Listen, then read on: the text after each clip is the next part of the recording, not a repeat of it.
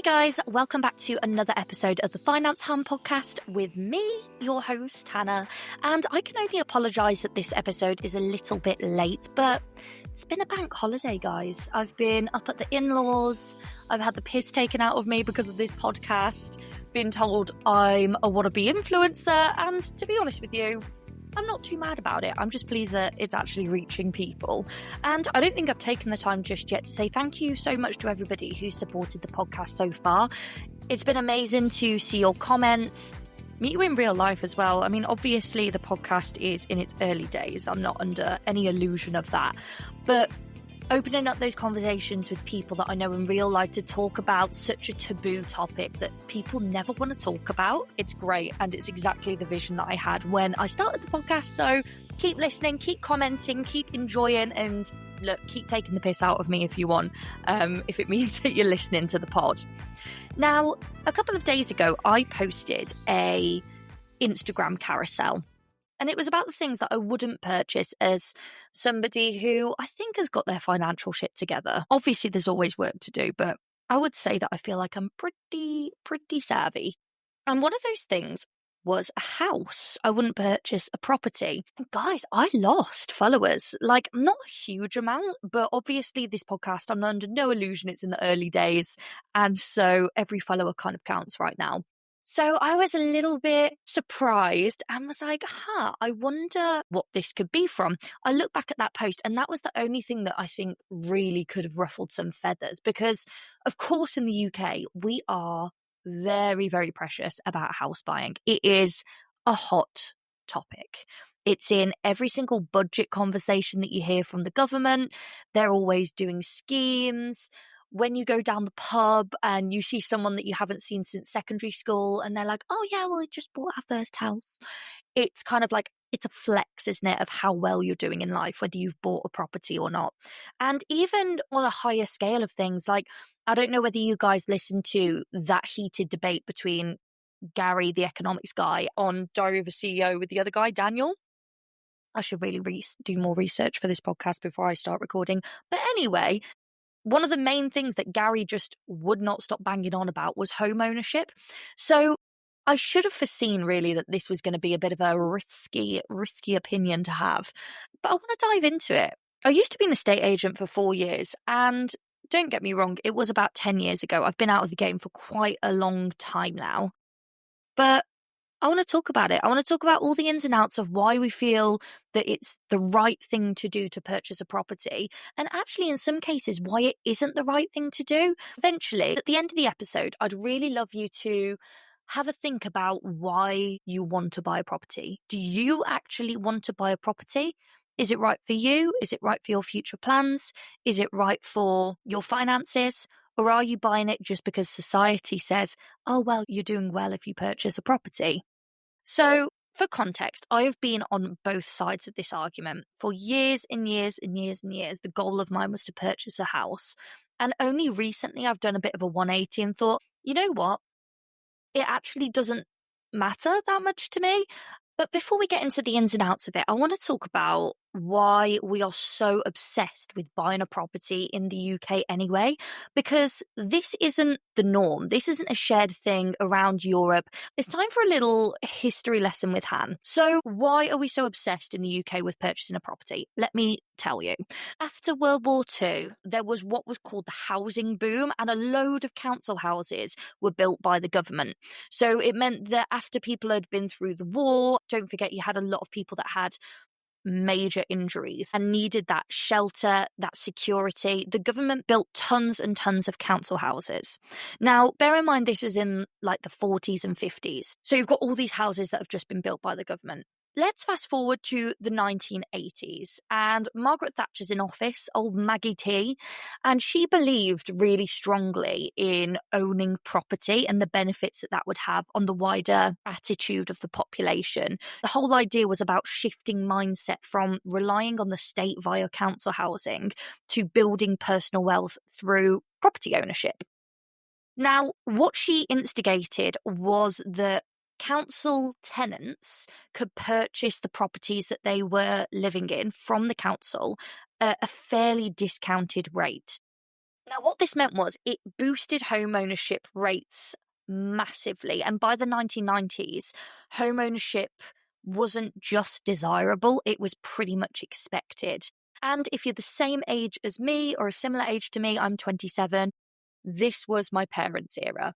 Gen Z and millennials have grown up with this expectation that it's normal to own your own home. But really, it isn't. It is just because of that government incentive that took place in the 1980s that meant that our parents were incentivized to buy a property. This had never happened before, and as far as I'm aware, it hasn't happened in that many other countries either, which is why there's such a high rate of renters across Europe. Now, adding fuel to the fire here, property is also a bit of a class symbol, and Britain has always had like class undertones. Unfortunately, it is part of who we are, with like the gentry and their manor houses. And then, if you can remember, like in history lessons, you had the poor people in a Victorian terrace, which these days you're doing well to buy one of those, and they are absolutely stunning homes as well. I love a good character feature. God, I am all over those high ceilings. Property has always been a bit of a class symbol. And since home ownership became the norm back in the 80s and 90s, this was just made worse and worse, basically. After it became the norm to purchase your property, renting started being associated with like lower status and transience, and like you can't be held down, and those connotations of not being held down. Like you hear the phrase, oh, they can't hold down a job quite often when people are describing people that kind of float in between jobs. Just for a little clarification, this is not my view at all. I counted the other day, I'm 27 years old and I've had nearly 14 jobs in my lifetime. So I am one of these transient people. But it's only really in the UK that rented accommodation is seen that way. On the continent, renting long term is totally, totally normal. Now, continuing on with our little history lesson, there has been a bit of a perfect storm and series of events that has made buying a property so damn difficult for our generation.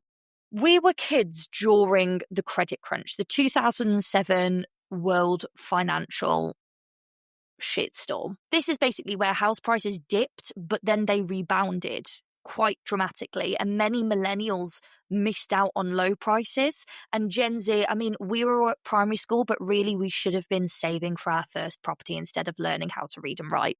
Following the 2008 crash, I mean, obviously properties were climbing. And then what happened in 2020?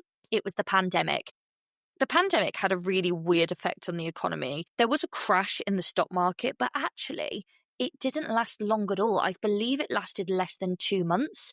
But talking about property, I don't know whether you guys remember, there was a stamp duty holiday, so you didn't have to pay as much stamp duty on properties. And this, coupled with working from home for several years, meant people wanted to upgrade the space that they were in all the time. I mean, why wouldn't you? We were spending more time at home than ever before, and you want it to be somewhere that is a nice place to be, especially if you're going to be working in it rather than going to the office.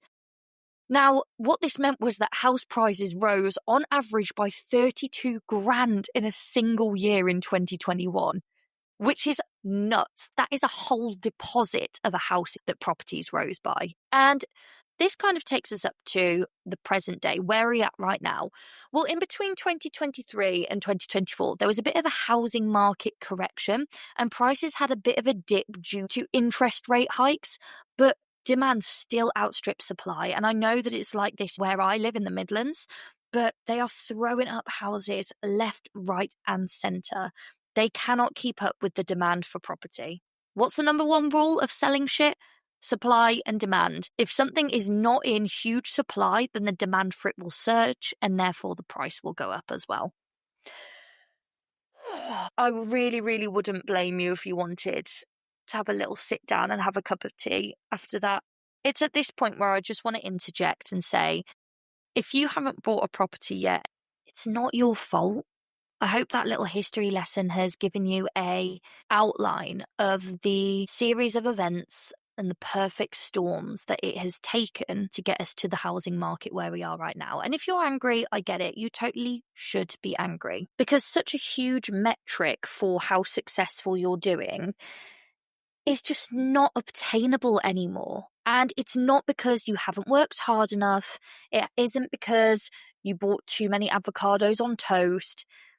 It's because our generation grew up thinking buying a property was the norm when actually it really isn't. Do you know what? Just something so funny. My mum and dad, I feel like every single parent have the, oh, we struggled story.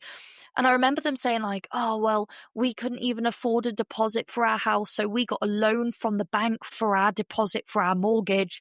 And I was thinking, Jesus Christ, I wish I could do that now. But I think that in itself shows the difference in the times that we live in. And it's not your fault that the times have changed. And it was never in your control the time that you were born in. But what is in your control is not feeling shitty about not purchasing a property.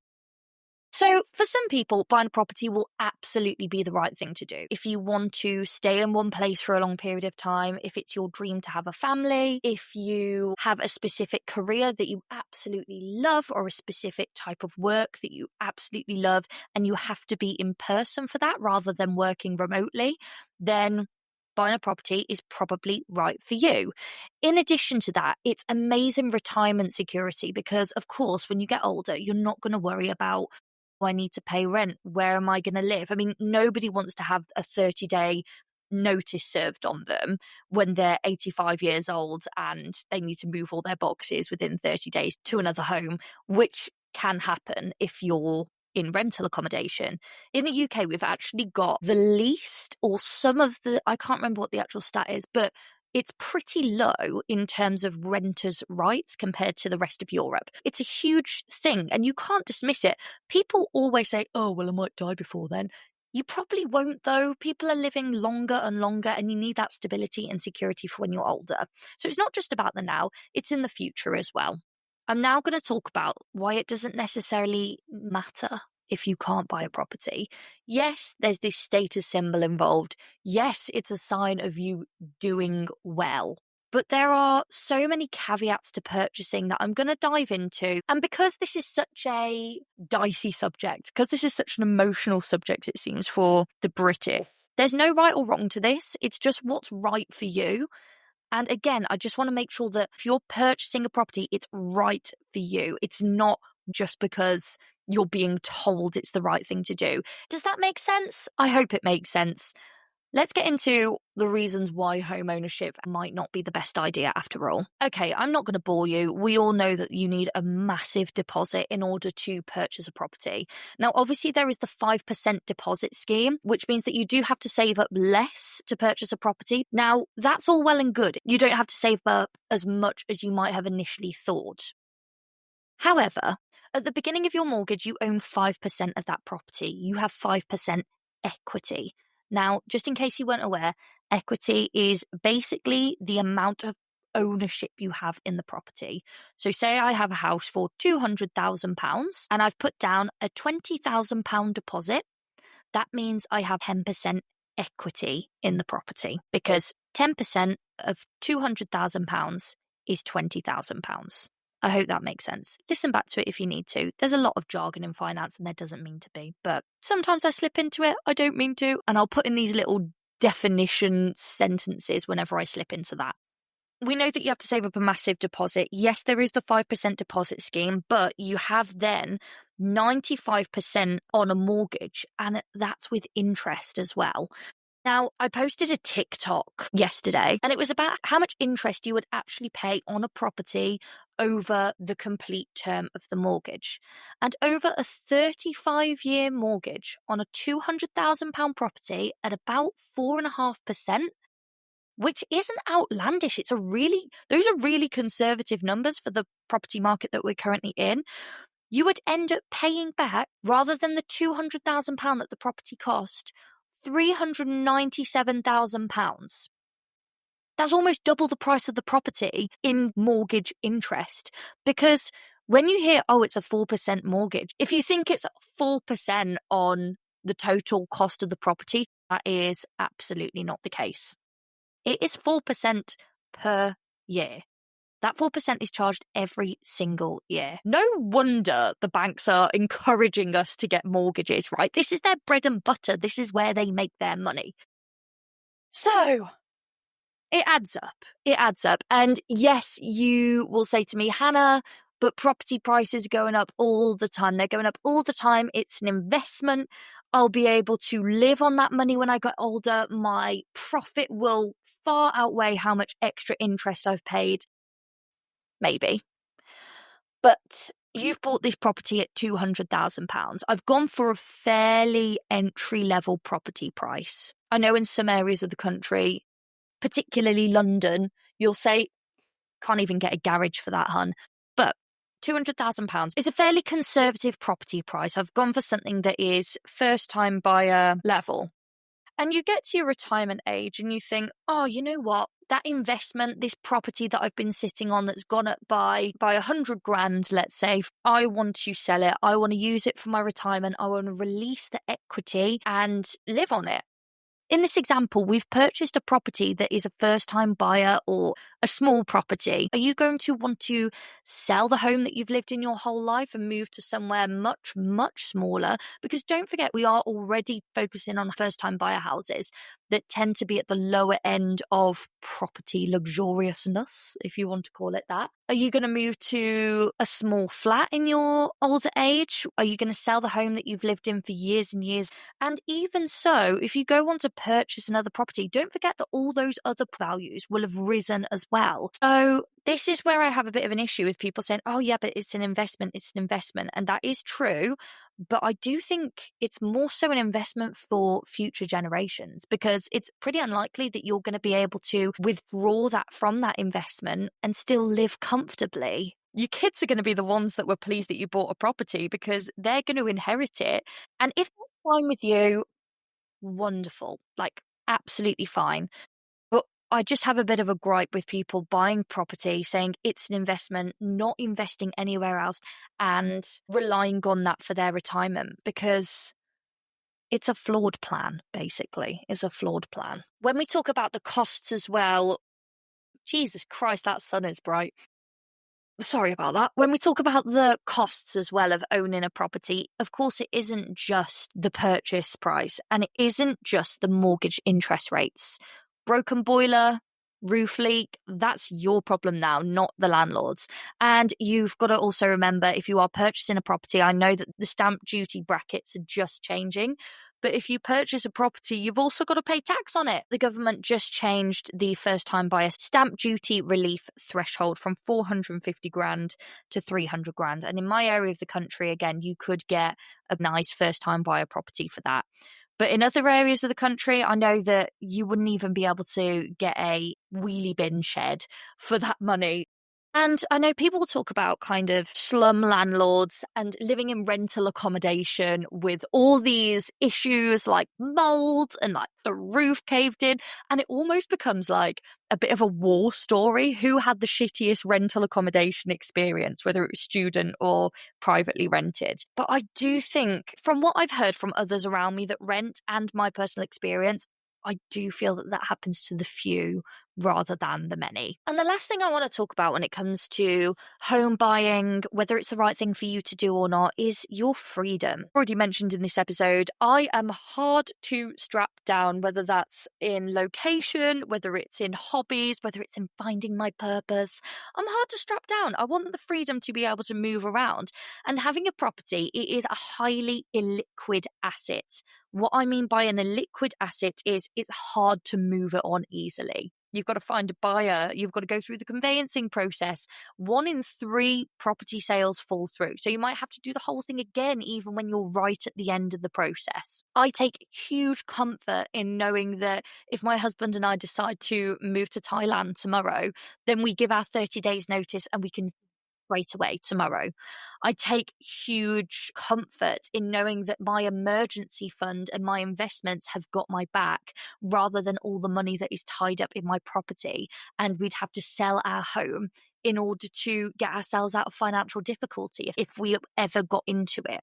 In addition to all of this as well, it's worth saying buying a property is a lot of pressure. It's a lot. It's stressful, it's competitive, and the commitment can feel just generally overwhelming. Now, I know that there are a lot of concerns about the rental market in the UK, and I mentioned earlier that we are so far behind other European countries in terms of the rights that we have and actually just how accepted it is generally to rent. We've got a long way to go, and obviously your girl is not in politics. She is not making laws, but if we could move the UK to a rental market that represents Europe, particularly Germany, Switzerland and Austria, I'm not saying it would solve the housing crisis that we have with rentals, but it would greatly improve it. I know I spoke very in depth about why the UK has this idea that buying a property leads to a better economic society, but actually it really isn't the case, and right now seems to be almost the opposite. I mean, these countries have low home ownership percentages compared to the UK. I mean, Germany only has about 50% home ownership ratio, and then only about 40% of Switzerland's residents actually own their own properties due to sky-high prices. But the difference is they have a really well-regulated rental market. In all of these countries, renting is not seen as a temporary stopgap, and it's seen more as like a viable and even preferable long-term living arrangement, which is hugely contrasted to the UK's more ownership-driven mindset. So just to summarise, buying a property might be the right thing for you to do. If you want stability, if you want security, if you want to hold on to this property as a long-term asset and it's more for your security in your older years rather than creating financial wealth, fantastic. Stick with that. But if I've just listed out all of those reasons for not buying a property and you think, oh my God, yeah, that's right. That sounds like me. I don't want to do that. Just know that you can let go of that expectation to purchase. We were brought up in a time that has never happened in history and will likely never happen again because the government have already sold off the majority of their council homes within the country. They can't sell them all off again. Our folks were super lucky to be alive when they were, for it to be the norm to get on the housing market. Don't let the norm of that generation pressure you into making a decision that isn't right for you. It's gone. It was the 80s and 90s. It's gone. It's not here anymore. We're living in 2025. We can do different things. And so that's it for today, guys. I hope that you enjoyed this episode and let me know if you agree or disagree. I find the home buying debate a really interesting topic, and I find it even more interesting of how obsessed we are with it as a country. So tell me if you own a property and you wouldn't buy one again. Tell me if you rent and you still want to buy one after listening to this episode, and tell me if you think, you know what, Han, actually, I'm good without a property. I will see you guys next time on the Finance Hand podcast. Thank you so much for tuning in again. And don't forget to rate, subscribe, and leave a comment. See you next time. Bye.